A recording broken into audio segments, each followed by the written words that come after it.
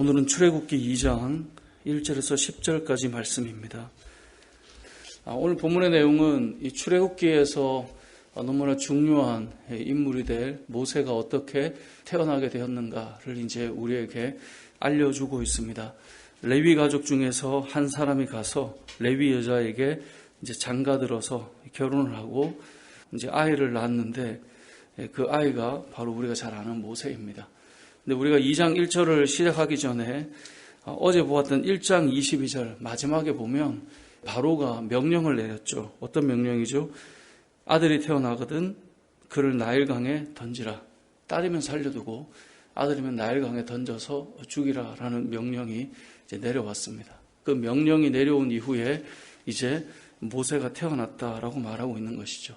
자, 그렇게 태어났을 때 부모가 자식을 볼 때 얼마나 이 자식이 귀했겠습니까? 더군다나 성경에는 그를 잘생겼다라고 표현하는데 이 잘생겼다는 말은 히브리어로 토브라고 하는 단어인데요.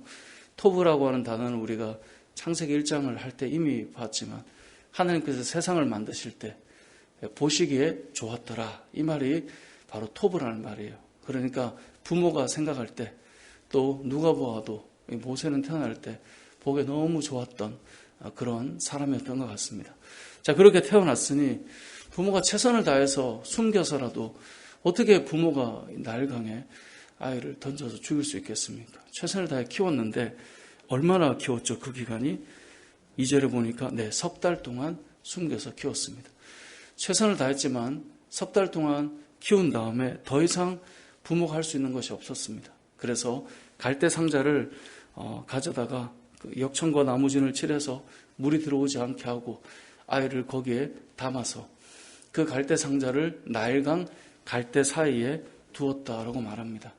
이것은 무엇을 의미할까요? 부모가 자녀를 너무나 사랑하고 귀하게 여기고 결코 포기할 수 없는 마음이 있다 할지라도 오늘 본문에 등장하는 모세의 부모는 석 달 그 이상을 아이를 보호하거나 데리고 있을 수 없었다라고 하는 것을 우리가 알려줍니다. 그래서 최선을 다한 것이 결국은 바로의 명령처럼 모세도 나일강에 던져지게 된다라는 것을 알 수 있는데 최선을 다한 기간이 3개월이에요.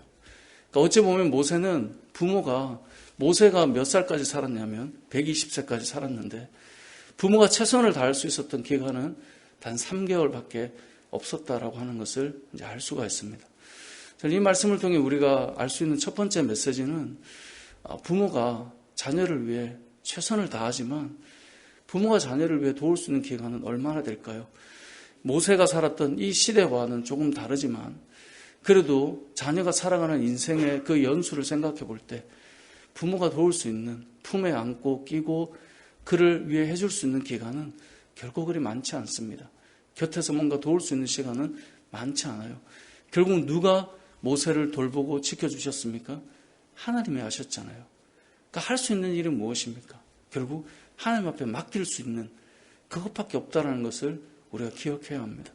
모세 부모가 아무리 그 아들이 이쁘고 아무리 마음에 들어도 할 수 있는 시간과 기간이 한정되어 있는 것처럼 이 땅을 살아가는 우리들도 아무리 시간과 뭐가 많다 해도 결국은 돌아보면 할 수 있는 기간과 시간은 한정되어 있습니다. 하나님께서 그 인생을 책임져 주셔야 된다는 거죠. 자녀의 인생에 그 인생의 연수를 그냥 80이라고 해봅시다. 그 80이라고 하는 연수 속에 저와 여러분이 할 수 있는 기간은 얼마나 될까요? 아주 짧은 기간일 것입니다. 결국은 무엇을 해줄 수밖에 없을까요? 하나님 앞에 맡기고 기도하는 수밖에 없는 거예요. 왜냐하면 우리가 할 수 있는 기간은 길지 않기 때문에 그렇습니다. 결국 모세의 인생은 누가 그를 보호하고 책임져 가는가? 하나님이 해 가신다라고 하는 것을 통해서 우리 역시 우리가 할 수 있는 기간은 또 우리가 애쓰고 수고한다고 따라올 수 있는 기간은 사실 그리 길지 않다는 것을 기억해야 된다는 것이죠. 두 번째로 알 것은 그렇게 해서 이제 나일강에 갈대 상자에 갈대 사이에 두고 그렇게 돌아왔는데 누이만 이제 어떻게 되나 지켜보았죠. 그때 마침 누가 등장합니까? 바로의 딸이 등장합니다. 목욕하러 나일강으로 왔는데요. 나일강가를 거닐 때에 그 갈대 상자가 보였습니다. 우리가 이 상황을 그냥 생각하면 너무나 그냥 흘러가듯이 볼 수 있지만 실제로 바로의 딸에게 갈대 사이에 둔 갈대 상자가 눈에 보인다. 그것 자체가 하나님께서 지금 일하고 있음을 보여주는 것입니다. 바로의 딸이 마침 그때 목욕을 하러 간 것입니다. 그리고 그곳에 놓여있는 갈대 상자가 보였다라고 하는 것 하나님께서 함께 하고 계신 것이고 6절에 보면 그 상자를 열었을 때 아기를 보니까 아기가 왕 하고 또 우는 거예요. 어찌 보면 이런 모든 이 순서들이 하나님이 지금 하고 계신 거죠. 그 아이를 볼 때 불쌍히 여겼다라고 6절에 말해요. 불쌍히 여겼다는 이유가 뭘까요? 그가 히브리 사람의 아기이기 때문에. 히브리 사람의 아기이기 때문에 왜 불쌍합니까? 자신의 아버지로부터 히브리 사람들에게 모든 명이 내려졌잖아요. 모든 남자아이들이 여기 나일강에서 죽을 수밖에 없는, 수장될 수밖에 없는 그런 나라의 명이 내려진 것을 알기 때문에 거기에 상자에 버려진 아이를 생각할 때, 그 부모의 심정을 생각할 때, 그리고 울고 있는 아이를 볼 때 얼마나 불쌍한 마음이 들었겠습니까? 그래서 불쌍한 마음이 들었다라고 말하고 있는 그 상황에 이제 모세의 누이가 달려와서 말을 꺼내는 것이죠. 혹시 히브리 여인 중에서 유물을 불러다가 이 아기에게 젖을 먹이게 하는 것은 어떻겠습니까? 바로의 딸이 흔쾌히 승낙을 해요. 이런 상황도 사실은 우리가 일반적으로 생각해 보면 조금 이해하기가 좀 어려운 상황들인 거예요. 바로의 공주가 있는데 거기 막 달려가서 얘기를 한다? 그게 쉬운 일은 아니지 않겠습니까? 그런데 이렇게 진행이 지금 되고 있는 것입니다. 그래서 아기의 어머니를 불러오는 거예요. 모세의 어머니가 유모가 되어서 모세를 양육할 수 있게 되는데 더군다나 바로의 딸은 그냥 유모로서 값을 치러주는 거지만 오늘 본문에 모세의 엄마는 엄마로서 역할을 하면서 또 삭슬 지불해주는 그런 은혜까지 입게 되는 상황이 오늘 본문의 내용이죠. 본문을 통해서 알 수 있는 두 번째 메시지는 하나님께서 지금 누구를 통해 모세를 구원하는 일을 하고 있습니까? 바로의 딸을 통해 하고 있습니다. 바로의 딸은 철저하게 하나님의 백성의 반대쪽에 서 있는 아버지의 딸이잖아요. 다시 말해 하나님 안에 있는 자는 아니에요. 우리가 신앙생활 할 때 기억해야 될 것 중에 하나가 우리는 자꾸 믿는 자들을 통해 뭔가 역사하신다라는 생각을 너무나 확고하게 자꾸 해요. 예를 들어서 내가 회사에 갔어요. 직장에 갔는데 누가 크리스찬인가를 보는 거예요. 저 사람 믿는 사람이구나. 저 사람을 통해서 하나님이 자꾸 역사하신다 생각해요. 왜냐하면 믿는 자니까.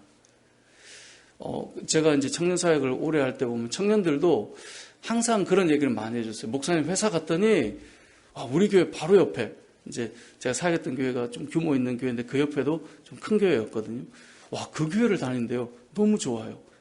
어떤 마음을 다 가지고 있냐면 같은 신자라고 하는 것을 통해서 하나님은 도우시고 역사하신다라고 하는 이 제한적인 생각을 자꾸 가져요. 오늘 본문을 통하여 우리가 알 수 있는 것은 무엇입니까? 바로의 딸은 하나님의 백성이 아니에요. 하나님을 믿는 사람이 아니에요. 힘이 있지만 하나님을 믿는 사람, 하나님의 백성들에 대해서 지금은 불쌍히 여기는 긍휼의 마음을 가지게 되었는데 이 사람은 그런 사람이 전혀 아니거든요. 그죠? 그런데 이 바로의 딸을 통해 모세를 구원하고 있어요. 이 말은 여러분이 세상을 살아갈 때 직장을 들어갔는데 아무도 믿는 사람이 없어요. 여기서 정말 큰일 났다. 아니요. 그들 가운데 하나님께서 그들의 마음을 움직이셔서 그들과 함께 역사하셔서 하나님의 일을 해나가시는 것입니다. 하나님은 믿는 자에게만 역사할 수 있는 제한적인 분이 아니세요. 믿지 않는 온 세상의 주인이 되시는 분이 하나님이시고 심지어 바로의 딸이라 할지라도 심지어 바로 왕이라 할지라도 필요하다면 그를 통해서 일해 가시는 분이 하나님이세요. 그러니까 여러분 우리가 믿음의 사람을 세상에서 만날 때 그것이 참 위로가 되고 힘이 되기도 하지만 또 한 가지 기억할 것은 상대방이 믿지 않는 자라고 해서 하나님이 그와 함께 그를 움직여 가시거나 그와 함께 일하도록 하시는 일이 불가능하다 생각하시면 안 된다는 것입니다.